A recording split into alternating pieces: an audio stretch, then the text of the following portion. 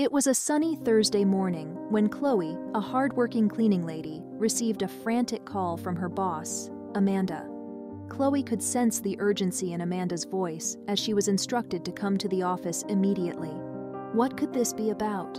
Chloe wondered, her heart racing. She quickly grabbed her things and rushed to the office, her mind racing with possibilities. As Chloe entered the office, she could feel the tension in the air. Amanda greeted her with a somber expression and motioned for her to have a seat. "Chloe, I'm afraid I have some very serious news," she began, her voice trembling. Chloe's stomach dropped. She had been with the cleaning company for over a decade, always reliable and dedicated to her work. "What happened?" she asked, her voice barely above a whisper. "We've received a report that you've been accused of theft at one of our clients' homes," Amanda explained, her eyes downcast. "The police are on their way to take you in for questioning." Chloe's mind began to spin. Theft? She would never do such a thing. "But I don't understand," she protested.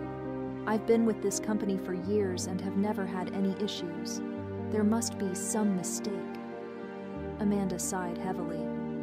"I wish I could say the same, Chloe, but the evidence they've shown us is quite compelling. I'm so sorry, but I have no choice but to let you go." Before Chloe could even process the news, the office door burst open, and 2 police officers strode in. "Chloe Summers?" one of them asked gruffly. Chloe nodded, her throat tightening. "Yes, that's me. You're under arrest for the theft of valuable documents from one of our clients. You have the right to remain silent." As the officers read her Miranda rights, Chloe felt a wave of panic wash over her. This couldn't be happening. She was being accused of a crime she didn't commit, but the officers didn't seem interested in her protests as they escorted her out of the office and into a waiting police car. At the station, Chloe was taken to an interrogation room where a small TV and video recorder were set up. The lead officer, Detective Harris, fixed her with a stern gaze. "We've got you dead to rights, Chloe. The security footage and your fingerprints at the scene are all the evidence we need." Chloe's heart pounded in her chest. "But I don't understand. I would never steal from a client, especially one I've worked for so long. There must be some mistake." Detective Harris shook his head. "We've got all the proof we need. Now, I suggest you watch this video and stop wasting our time." As Chloe watched the footage, her stomach churned. It clearly showed a woman breaking into the client's home and rifling through the safe. But the woman in the video wasn't her. It was someone who looked eerily similar. "That's not me," Chloe cried, desperate to be believed. "I have no idea who that is, but it's not me. You have to believe me." The detective scoffed. "Your fingerprints were all over the safe, Chloe. Seems pretty open and shut to me." He paused, then leaned forward, a gleam in his eye. "Unless, of course, you want to tell us who else might have been in that house."